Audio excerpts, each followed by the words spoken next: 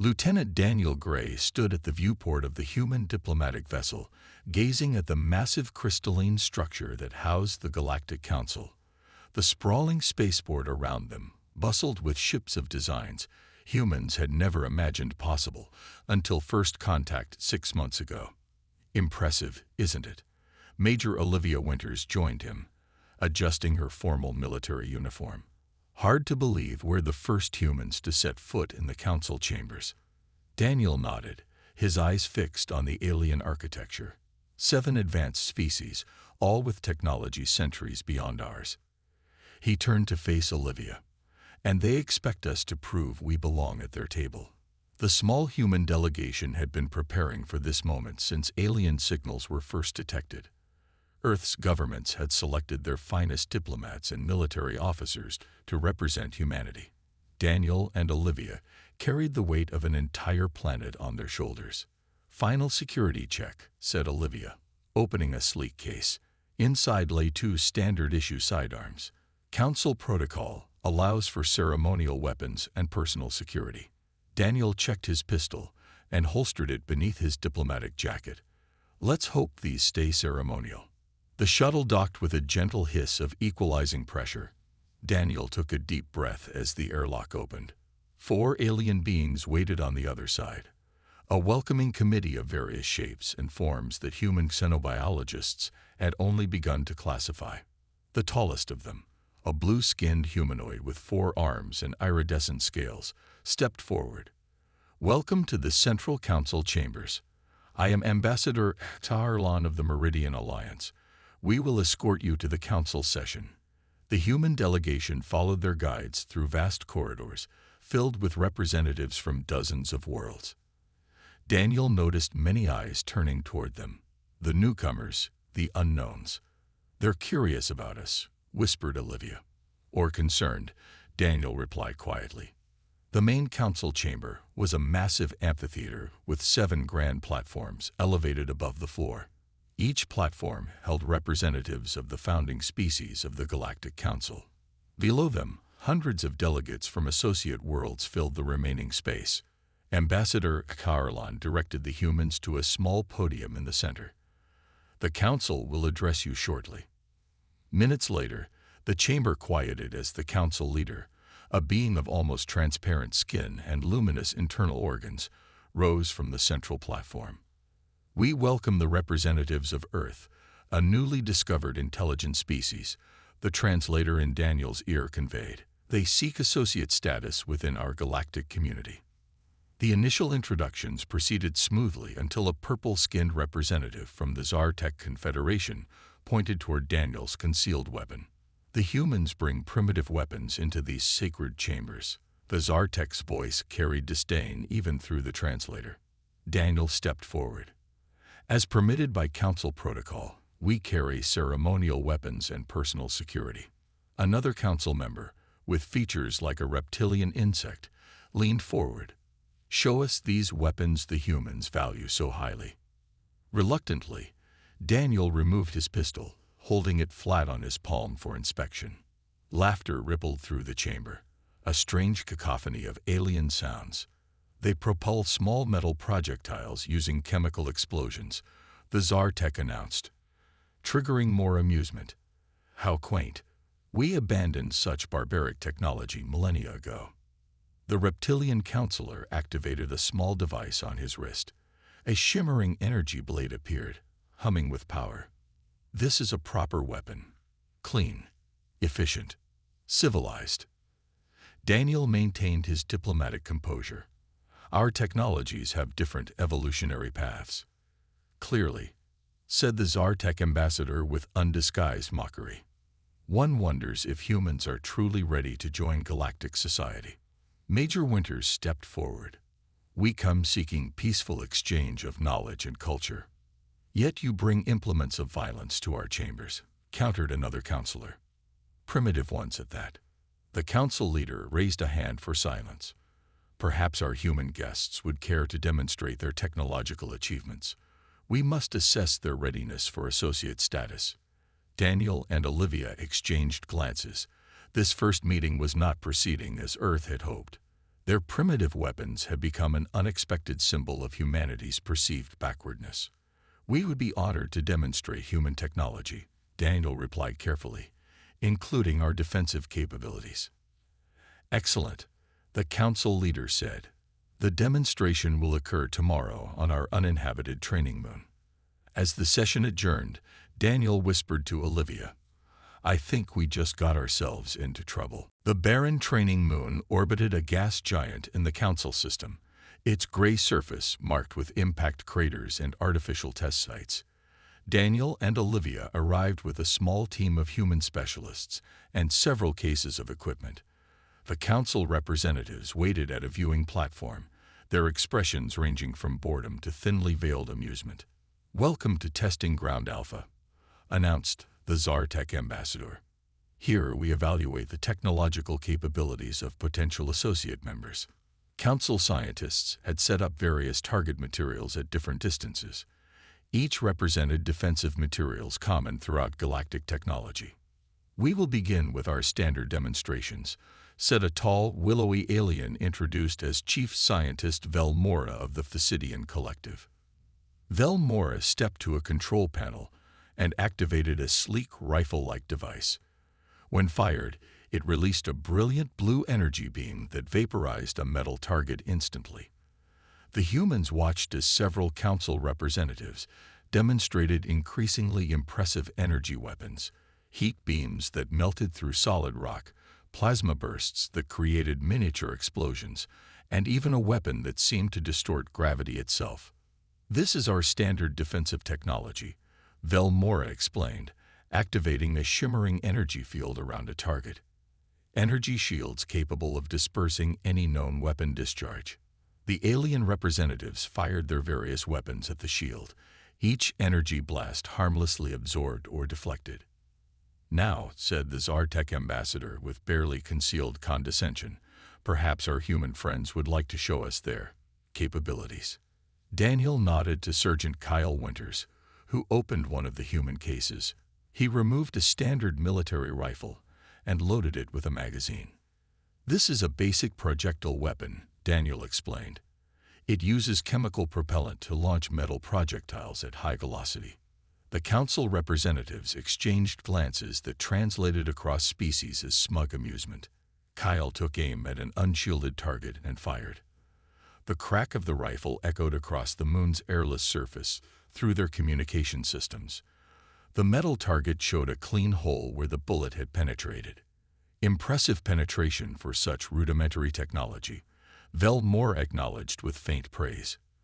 But against modern defenses, the scientist activated the energy shield around a fresh target. Daniel nodded to Kyle, who aimed and fired again. The bullet passed straight through the energy shield and embedded itself in the target behind it. Stunned silence fell across the viewing platform. Impossible, whispered the Zartech ambassador. Vel Mora hurried to examine the shield generator. The shield is functioning correctly. How did your projectile penetrate it? Your shields are designed to stop energy, explained Olivia. Our bullets are physical objects moving at high velocity. They're not energy discharges to be deflected or absorbed. The human team proceeded to demonstrate various projectile weapons, pistols, rifles, even a small railgun prototype that launched a metal slug at tremendous speed, completely destroying both shield and target. Council members huddled together, speaking in urgent tones as their translators worked overtime. This cannot be, insisted the reptilian counselor. Such primitive technology should not be effective against our defenses. An engineer from the human team stepped forward. Your species developed energy weapons directly from rudimentary tools. You skipped the stage of mechanical projectile weapons entirely. Vel Mora's eyes widened in realization. Our defensive technologies evolved to counter energy-based attacks. We never needed to defend against solid projectiles moving at such velocities. A simple oversight in your defensive evolution, Daniel said diplomatically, though he couldn't keep a small note of pride from his voice. The council representatives watched with new interest as humans demonstrated more weapons. The mood had shifted dramatically from condescension to concern. We may have underestimated the unique path of human technology, the council leader admitted, approaching Daniel and Olivia. This demonstration has been most educational. As they packed up their equipment, Daniel whispered to Olivia, "They're not laughing anymore." "No," she replied quietly, "but I'm not sure fear is better than mockery." Neither realized that news of the demonstration was already spreading through council communication channels, reaching military commanders of every species, including those who viewed the newcomers not as curious primitives, but as a potential threat. The emergency session of the Galactic Council convened less than 12 hours after the weapons demonstration. Delegates spoke in hushed, urgent tones as Daniel and Olivia were escorted into the chamber. Gone was the atmosphere of condescension. Now the humans felt the weight of cautious, calculating stares. The council leader called for order. "We have reviewed the findings from yesterday's demonstration. This matter requires immediate attention." A new figure stepped onto the central platform. A massive gray-skinned alien with protruding bone ridges and militaristic adornments. Daniel recognized him as a representative of the Vorn Empire, the most aggressive species in the council. "I am Ambassador Krell of the Vorn," he announced, his translator barely softening his harsh voice. The demonstration yesterday revealed a serious concern. Human weapons technology represents an unforeseen threat to galactic security. Captain Frank Rodriguez of the U.S. Defender, the human military vessel that had transported the delegation, stepped forward beside Daniel. "Our weapons are defensive in nature. Earth has no aggressive intentions toward the Council." Krell's expression remained rigid. Intent can change. Capability cannot be ignored. He turned to address the full Council. "The human projectile weapons bypass our most advanced shield systems. This cannot be permitted." The reptilian councillor nodded. "The Vorn raises valid security concerns. We propose a simple solution," continued Krell. "The humans will surrender all projectile weapon technology to Council oversight. We will establish regulations for its controlled use." Captain Rodriguez stiffened. "Earth will not surrender its defensive capabilities to foreign powers." An uncomfortable murmur spread through the chamber. Ambassador Xarlan intervened. "Perhaps we should understand how this technological divergence occurred before making demands." A council scientist stepped forward with holographic displays. "Our preliminary analysis reveals a fascinating evolutionary divergence. All council species developed energy manipulation before mechanical projection. The humans followed a different technological path." The displays showed the progression of weapons across different worlds. Most species moved from simple tools directly to energy manipulation, while Earth's history showed the development of increasingly sophisticated projectile weapons. "Their evolutionary history made projectile weapons necessary," continued the scientist. "While we developed ways to harness energy, they perfected mechanical force." Daniel saw an opportunity. "This demonstrates why diversity strengthens the galactic community. Each species brings unique perspectives and solutions." Ambassador Krell was unmoved. "Perspective does not change facts. Human weapons can penetrate our defenses. This gives them military advantage that cannot be tolerated." "We did not develop these weapons to threaten you," Olivia argued. "We didn't even know you existed until recently." "Irrelevant," Krell countered. "The threat exists regardless of intent." He turned to the Council. "The Vorn Empire presents an ultimatum. Either humans surrender their projectile technology for regulation, or they cannot join the galactic community." The Council chamber erupted in debate. Some species supported the Vorn position, while others advocated for technological exchange instead of restriction. Captain Rodriguez pulled Daniel and Olivia aside. "This is getting dangerous. The Vorn aren't known for diplomatic solutions." "They're afraid," Olivia observed. "Fear rarely leads to reasonable decisions." The council leader called for temporary adjournment. "Both parties will have 24 hours to consider their positions before we reconvene." As the delegates dispersed, Ambassador Xarlan approached the humans privately. "You should know the Vorn have never issued an ultimatum they weren't prepared to enforce. They control the largest military fleet in Council space. Are they threatening Earth? Daniel asked, tension evident in his voice. Not officially, Carlon replied. But I would advise caution. The Council has never faced this particular challenge before. Back aboard the U.S. Defender, Captain Rodriguez convened an emergency meeting. We need to contact Earth immediately. The diplomatic situation has become a potential military one. Daniel stared at the distant stars visible through the viewport. They laughed at our primitive weapons yesterday. Today they're threatening us because of them. It's not just about the weapons, Olivia said quietly. It's what they represent. We solve the same problems in completely different ways. That makes us unpredictable. None of them noticed the small Vorn scout ship that detached from the Council station, silently tracking the movements of the human vessel as it prepared to depart for Earth. The U.S. Defender cut through the darkness of space, pushing its engines to reach Earth as quickly as possible. Captain Rodriguez had ordered maximum speed after their hasty departure from Council space. Daniel and Olivia worked in the ship's communications center, preparing their report for Earth's leadership. Something doesn't feel right, Lieutenant Amanda Wells said from her post at the tactical station on the bridge. She studied the sensor readings with growing concern. Captain, I'm detecting unusual energy signatures at the edge of our scanner range. Rodriguez joined her at the station. Can you identify them? Not exactly, sir, but the pattern matches some of the Vorn ship emissions we recorded at the Council station. The captain's expression darkened. They're following us. Red alert. Battle stations. Throughout the ship, lights shifted to a crimson glow as crew members rushed to their combat positions. Daniel and Olivia arrived on the bridge as weapon systems came online. I thought we left under peaceful terms, Daniel said. Apparently the Vorn have a different definition of peaceful, Rodriguez replied grimly. The tactical officer's console suddenly lit up with warnings. Multiple ships decloaking, Vorn battlecruiser and 3 support vessels. On the main view screen, a massive gray vessel appeared seemingly from nowhere, flanked by smaller but equally menacing ships. The Vorn battlecruiser dwarfed the human vessel. They followed us through FTL, Olivia realized. This was planned.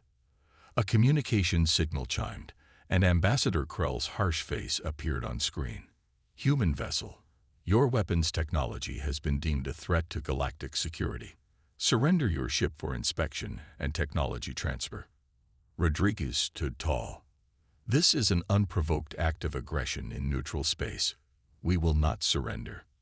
Then you will be boarded, Krell replied simply before cutting the transmission. The Vorn ships opened fire immediately. Brilliant energy beams lashed out, striking the Defender's hull. The ship shuddered but held together. Shields holding at 80%, reported the tactical officer. Their weapons are powerful, but not as effective in actual combat as their demonstration suggested. Rodriguez nodded. Return fire. All batteries.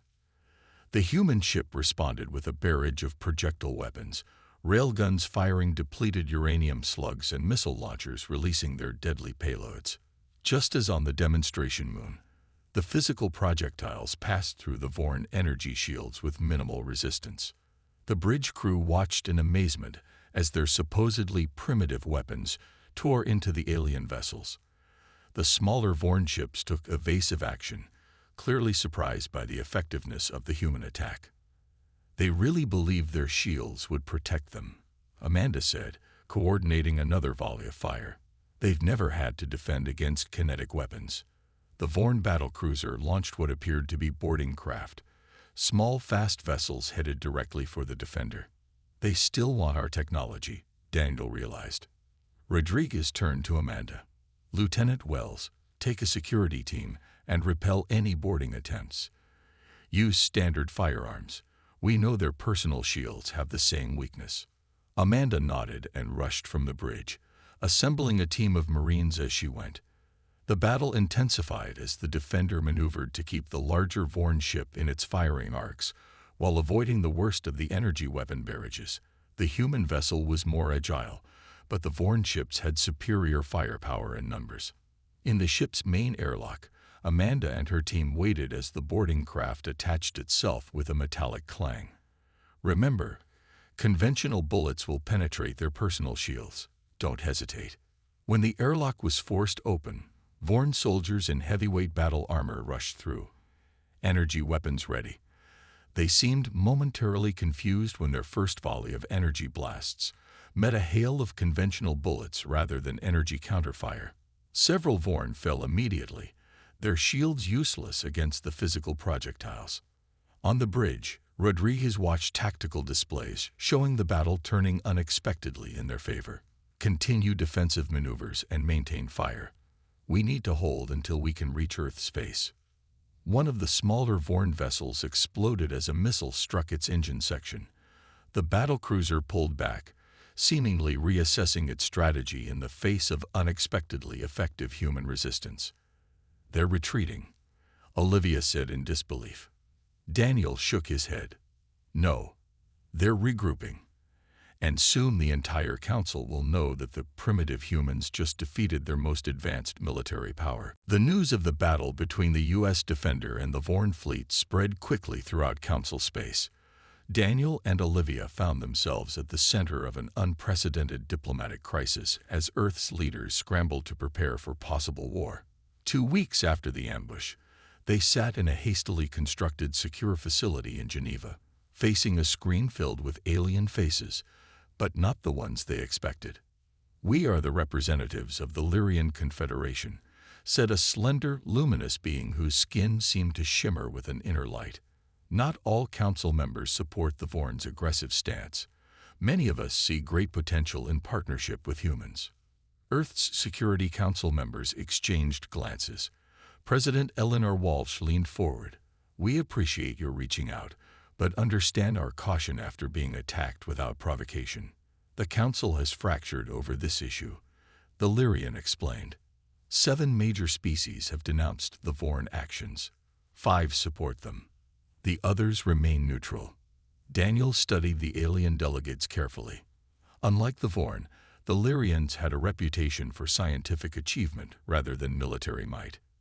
"You're taking a risk contacting us directly." "A calculated one," replied the Lyrian. "The Vorn Empire has exposed a critical vulnerability in our defensive systems. We propose an alliance of mutual benefit." Dr. Paul Nichols, Earth's leading weapons developer, joined the conversation. "You want our projectile weapon technology." "We want exchange, not theft," corrected the Lyrian. "Your physical weapons can defeat our shields. Our energy technology could enhance your defensive capabilities." The meeting lasted hours as terms were discussed. By its conclusion, a tentative alliance had formed between Earth and a faction of Council species. The Lyrians would send scientific delegates to Earth, and humans would share limited weapons technology with their new allies. In the weeks that followed, Dr. Nichols worked closely with Lyrian engineers in a secure facility beneath the Rocky Mountains. Their goal was ambitious: creating hybrid weapons systems that combined human projectile technology with alien energy advancements. "The fundamental problem was simple once we understood it," Nichols explained to Daniel during an inspection. "Their shields work by dispersing energy across a field. Physical objects with sufficient mass and velocity simply pass through."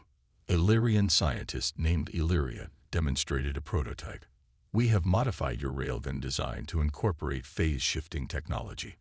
The projectile partially converts to energy during firing, allowing greater acceleration, then reconverts to matter on impact. The resulting weapon fired a slug at speeds no human weapon had ever achieved, with devastating results on the test range." Meanwhile, Admiral Linda Martinez oversaw the rapid retrofitting of Earth's modest space fleet. "The Vorn won't stay quiet for long," she warned during a strategy session. "According to our Lyrian friends, they're gathering a war fleet. They see us as an existential threat." Olivia, who had become Earth's unofficial ambassador to the friendly Council species, received worrying intelligence. "The Vorn have convinced several militaristic species to join them. They're calling us the primitive danger, claiming our unpredictable technology threatens galactic stability."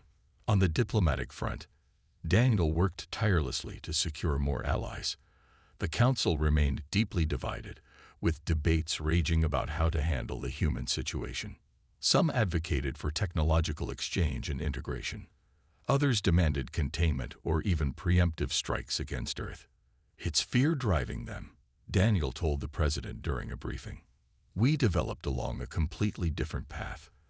That makes us unpredictable in their eyes." "And dangerous," added Olivia. "They've built their entire defense doctrine around energy weapons and shields. We've just proven it has a fundamental flaw." 3 months after the initial contact, long-range sensors detected a large fleet of ships entering the outer solar system. Admiral Martinez called an emergency meeting of Earth's Defense Council. "They're here," she announced, showing the tactical display of over 30 Vorn vessels approaching Neptune's orbit. "The Vorn and their allies have come to eliminate the threat we pose." Daniel looked at the display with a grim expression. "They laughed at our guns during that first demonstration. I doubt they're laughing now." Earth's small fleet moved into defensive positions, newly equipped with hybrid weapons developed through the Lyrian Alliance. Humanity was about to face its first interstellar war, all because of a technological path that advanced species had dismissed as primitive. The massive Vorn war fleet loomed in the darkness near Jupiter's orbit, their sleek vessels arranged in perfect battle formation. Admiral Martinez stood on the bridge of Earth's flagship, the newly commissioned Orion, watching tactical displays with a calm that belied the gravity of the situation. Earth's combined fleet numbered only 17 ships, a mix of human vessels and allied Lyrian cruisers. "They outnumber us almost 3-1, Commander Ryan Porter observed, studying the enemy positions. "And their ships are significantly larger." "Size isn't everything, Commander," Martins replied. "Remember what we learned from the Defender incident. Their shields can't stop our projectiles." The Vorn had not been idle in the months since that first confrontation. Intelligence from Lyrian scouts suggested they had been working to adapt their shield technology, though with limited success. Physical projectiles remained a fundamental blind spot in their defensive systems. "All ships report ready, Admiral," announced the communications officer. "Allied Lyrian vessels are in position." Martinez nodded. "Commence operation, Shattered Shield." Earth's fleet separated into 3 tactical groups. The main force, led by the Orion, would engage the Vorn center. 2 smaller groups would execute flanking maneuvers using Jupiter's gravity to accelerate their approach. On the Vorn command ship, High General Vrak watched the human deployment with disdain. "They divide their already inferior forces. This will be even simpler than anticipated." His tactical officer wasn't so confident. "The humans have shown surprising effectiveness with their primitive weapons, General, and our shield modifications remain untested in combat. Their projectile weapons require direct line of sight." Vrak dismissed the concern.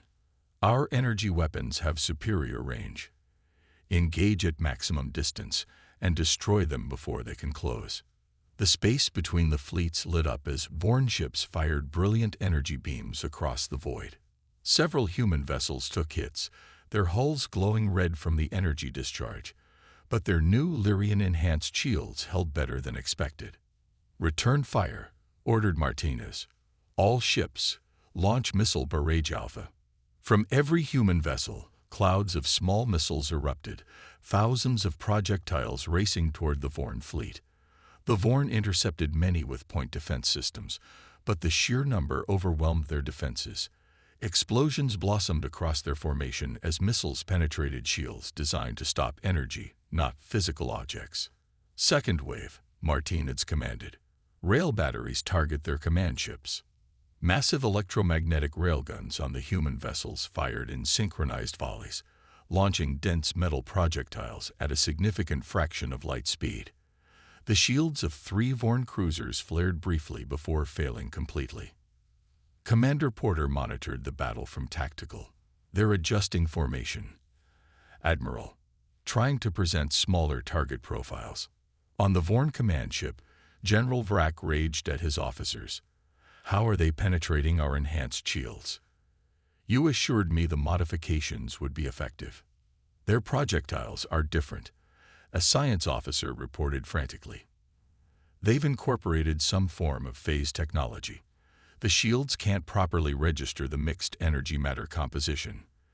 The battle intensified as the fleets closed distance. Vorn weapons scored direct hits on 2 human destroyers, crippling one.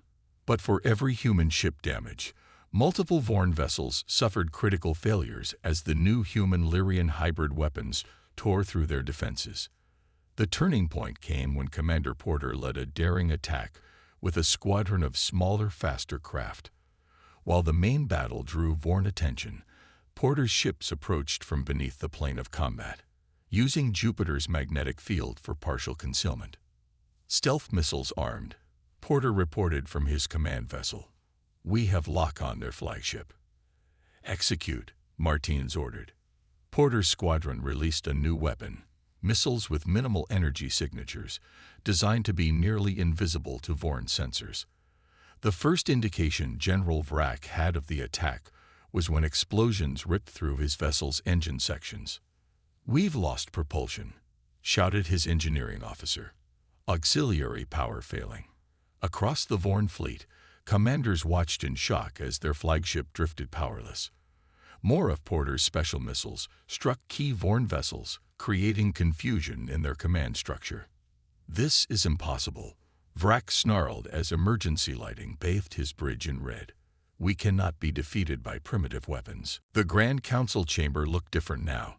6 months after the Battle of Jupiter, Daniel Gray stood before the assembled representatives of the Galactic Council with a new confidence. Where once the human delegation had been treated as curious primitives, now they were received with cautious respect. "The Council recognizes Ambassador Gray of Earth," announced the Council leader, whose tone had lost all traces of condescension. Daniel stepped forward. Major Olivia Winters stood beside him, both wearing the new formal uniforms of Earth's Interstellar Diplomatic Corps, complete with small insignia showing Earth and its new allies. "Honored representatives," Daniel began, "we gather today to finalize Earth's position within the Council. What began as misunderstanding and conflict has led us to a moment of opportunity." The chamber was notably different from their first visit. The Vorn delegation occupied a much smaller platform. Their influence diminished after their military defeat. Ambassador Krell had been replaced by a younger, more moderate representative. Several formerly neutral species now sat closer to the human and Lyrian delegations. "The recent conflict was unfortunate, but enlightening," Daniel continued. "It demonstrated that technological advancement can follow many paths. What one civilization considers primitive, another may have perfected." The new Vorn representative shifted uncomfortably but remained silent. "Earth proposes a technological exchange initiative," Daniel announced. "We will share our projectile weapon designs, and in return, we seek knowledge in areas where Council species excel, particularly faster than light travel and medical technology." The Council leader nodded. "The proposal has merit. The battle revealed critical vulnerabilities in our defensive systems." A Lyrian representative rose. "The Lyrian Confederation supports Earth's proposal. Our limited exchange has already produced remarkable advancements. Imagine what full cooperation might achieve." Not all were enthusiastic. The reptilian counselor, who had once mocked human weapons, now voiced caution. "These humans advanced from first contact to defeating our strongest military power in less than a year. Does this not concern anyone else?" Olivia stepped forward. "Earth seeks partnership, not dominance. The battle was not of our choosing." Hours of debate followed. Some species remained wary of human unpredictability. Others saw opportunity in this new perspective on technology. By day's end, a compromise was reached. Earth would become an associate member of the Council, with limited technology sharing under supervision. As the session concluded, Daniel and Olivia were approached by the Council leader. "Your species has forced quite a revaluation of our assumptions," the alien admitted. "Not since the early days of the Council has there been such technological upheaval." "Different evolutionary paths lead to different solutions," Daniel replied. "Our ancestors needed to throw rocks before they harnessed energy. A sequence we skipped entirely. the council leader acknowledged. A costly oversight, as we now understand.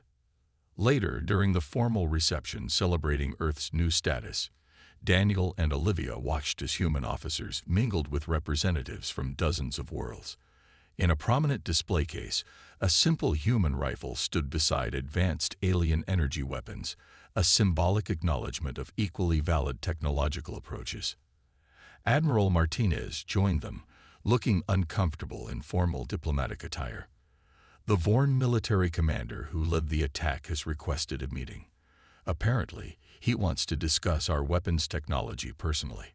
From mockery to military defeat to technological exchange, Olivia mused. All in less than a year. They're adapting quickly, Daniel observed. Already I've heard several species are developing hybrid defensive systems incorporating physical barriers alongside energy shields. And we're adapting too, Martinez added. The engineers have already incorporated Lyrian power systems into our new fleet designs. The exchange works both ways. From across the reception hall, Ambassador Xarlan raised a glass in their direction. The Meridian had been among the first to recognize the value of alliance with Earth. I suppose we should thank the Vorn, Daniel said quietly. Their arrogance gave humanity a unique opportunity to prove our worth. Let's hope the Council has learned that primitive doesn't mean ineffective, Olivia replied. As they looked out at the gathering of diverse galactic species, the space outside the grand windows showed ships of various designs in orbit, including several Earth vessels, now respected members of the galactic community. Their primitive guns had earned humanity a seat at the table that no one would dare question again.